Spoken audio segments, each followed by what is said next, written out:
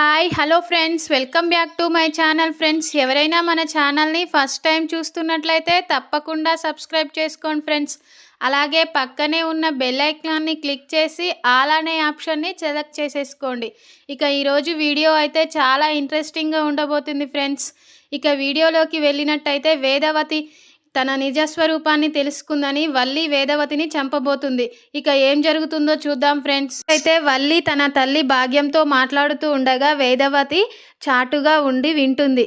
ఇక వల్లి భాగ్యంకి ఫోన్ చేసి, అమ్మ, ఈరోజు నేను చేసిన తప్పులన్నీ బయట పెట్టడానికి నర్మదా, ప్రేమ ఇద్దరు ఏదో ప్లాన్ వేశారమ్మా.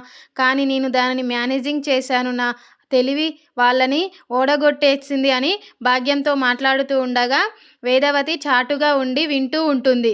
ఇక వల్లి అయితే వేదవతిని చూడకుండా తను చేసిన తప్పులన్నింటినీ భాగ్యంతో చెబుతూ ఉంది. ఇక అమూల్య అలా చేయడానికి, విశ్వాన్ని ప్రేమించడానికి కారణం నేనేనని, ఇక సాగర్ బావను అలా చేయడానికి కారణం నేనే అని అన్నీ తన తప్పులు తాను చెప్పుకుంటూ ఉంటుంది. అవన్నీ విన్న వేదవతి ఒక్కసారిగా షాక్ అవుతుంది. వల్లి ఇంత ద్రోహం చేస్తుందా, ఇంత అన్యాయం చేస్తుందా అని అనుకుంటూ ఇక వేదవతి అయితే అక్కడి నుంచి వెళ్ళిపోతూ ఉంటుంది. వేదవతి అయితే వల్లి మాకు ఇంత ద్రోహం చేస్తుందా, ఇక వాళ్ళ మామయ్య గారికి అయితే వల్లి గురించి నిజం తెలిస్తే అస్సలు తట్టుకోలేరు. ఈ నిజం ఆయనకు తెలియకుండా చూడాలి, ఎందుకంటే ఆయనకు ఆరోగ్యం బాగాలేదు. ఈ గురించి తెలిస్తే తను తట్టుకోలేడు. అందుకే ఇక తనకు తెలియకుండా చూడాలి అని ఆలోచిస్తూ ఉంటుంది. ఇక వేదవతి అయితే ఇంతలోనే అక్కడికి రామరాజు వచ్చి, ఏం ఆలోచిస్తున్నావు వేదవతి, పొద్దున్నుంచి ఏదో మూడీగా ఉన్నావు అని అంటాడు. అయినా వేదవతి వినకుండా అలానే ఆలోచిస్తుంది. ఒకేసారిగా వేదవతి అని పిలవగానే, ఏంటి, ఎప్పుడొచ్చారండి, అన్నం పెట్టనా అని అంటుంది. ఏం ఆలోచిస్తున్నావు, నేను వచ్చి చాలా సేపు అవుతుంది. వేదవతి వేదవతి అంటే నువ్వు పలకడం లేదు, ఏదో పరధ్యానంలో ఉన్నావు అని అంటాడు రామరాజు. ఏమీ లేదండి, అమూల్య గురించే ఆలోచిస్తూ ఉన్నాను. అమూల్య జీవితం ఇలా అయింది అని ఆలోచిస్తూ ఉన్నానండి అని అంటుంది వేదవతి. ఇక రామరాజు అయితే, వేదవతి నా దగ్గర ఏదో దాస్తుంది, అమూల్య గురించి కాదు, తను నిన్నమన్న కంటే ఈరోజు ఇంకా ఏదో బాధలో ఉన్నట్టు అనిపిస్తుంది, ఏమై ఉండొచ్చు అని అనుకుంటూ ఉంటాడు రామరాజు. వేదవతి అయితే ఈ వల్లికి ఎలాగైనా బుద్ధి చెప్పాలి అని అనుకుంటుంది. ఇక వల్లి గురించి చందుకు తెలిస్తే వాడు వల్లిని ఇంట్లో ఉండనివ్వడు అని అనుకుంటుంది. చందుకు అస్సలు తెలవనివ్వకూడదు. ఇక ఏం చేయాలి అని ఆలోచిస్తూ ఉంటుంది వేదవతి. ఇంకా వేదవతి అయితే అమూల్య దగ్గరికి వెళ్ళి తన చెయ్యి పట్టుకొని తన తలపై వేసుకొని, తల్లి అమూల్య, ఇప్పుడైనా ఇక నిజం చెప్పమ్మా మీ అమ్మకి అని అంటుంది. అప్పుడు అమూల్య, నేను ఇలా చేయడానికి వల్లి వదిననే సహాయం చేసిందమ్మా. తను విశ్వగాడితో చేతులు కలిపి వాళ్ళిద్దరూ కలిసి నన్ను ఇలా మోసం చేశారు. ఇక ఆ రోజు నేను విశ్వగాడు చెప్పినట్టు బయటికి వెళ్ళను అంటే వల్లి వదిననే, ఏం కాదు, పర్లేదు వెళ్ళు, పాపం విశ్వగాడు ఒకటే బ్రతిమిలాడుతున్నాడు, వాడు ఏం టెన్షన్లో ఉన్నాడో అని వాడు చేసిన ఫోన్ తీసుకొచ్చి నాకు ఇచ్చిందమ్మా.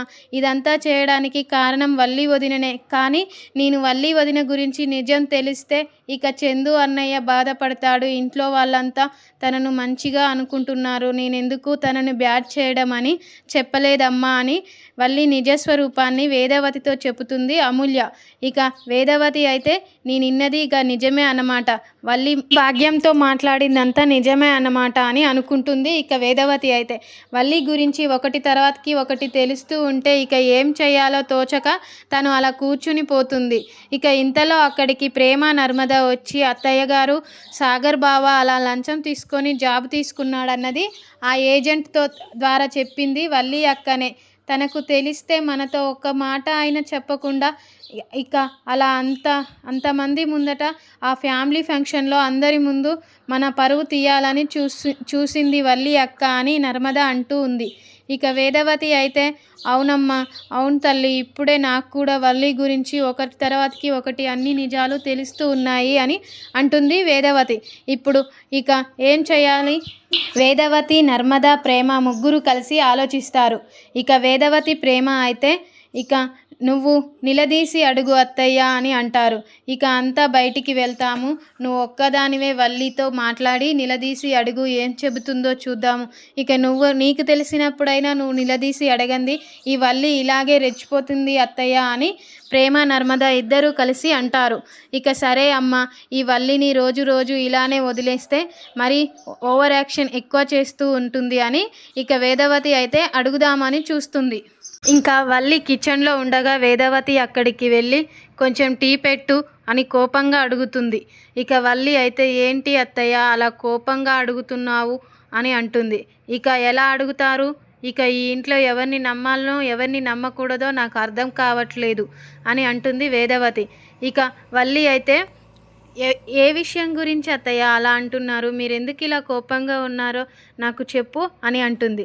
అలా నంగనాచిలా ఏం నాటకం చేయకమ్మా, ఇక నీ గురించి అంతా నాకు తెలిసిపోయింది, నువ్వు మీ అమ్మగారితో మాట్లాడడం నేనంతా చాటుగా విన్నాను అని అనగానే ఇక వల్లి ఒక్కసారిగా షాక్ అవుతుంది.